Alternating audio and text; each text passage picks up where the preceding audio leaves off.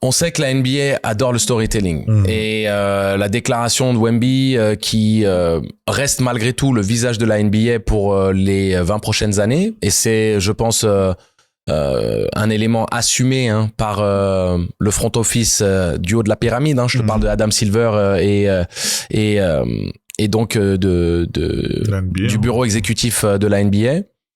Ils savent pertinemment que dans leur expansion, qui est toujours tirée vers l'international, tirée vers l'Europe, tirée vers l'Asie, tirée vers l'expansionnisme NBA, qui est également aussi tiré sur l'expansionnisme au sein du territoire, puisqu'il y aura le prochain sujet dont on va parler avec les deux franchises qui arrivent.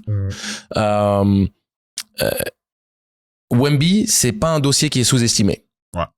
Et Wemby, je n'ai pas envie de dire qu'ils ont envie de le caresser dans le sens du poil, parce que ce serait retirer la véracité du mérite qui est le sien dans la conversation du MVP. Est-ce qu'il mérite d'être dans cette conversation? Complètement. C'est même pas discutable. Son impact défensif est incroyable. Il est à quasiment 6 contres par match. Et puis les contres, ce sont pas les types de contres dont on a l'habitude avec des Dwight Howard, des Dikembe Mutombo, des Hakeem Olajuwon, c'est-à-dire beaucoup de la raquette, oui, où c'est juste, mais tu sais, des oppositions directes, où c'est la culture du jeu à l'ancienne, où c'est les duels de pivot, et puis t'as la muraille.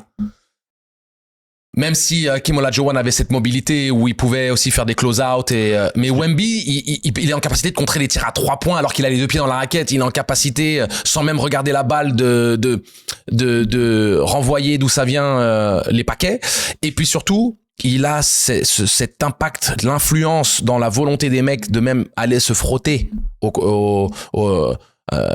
à l'idée d'aller faire un lay-up.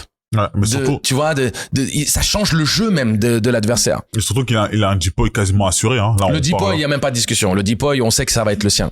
C'est pour ça que, et justement, j'avais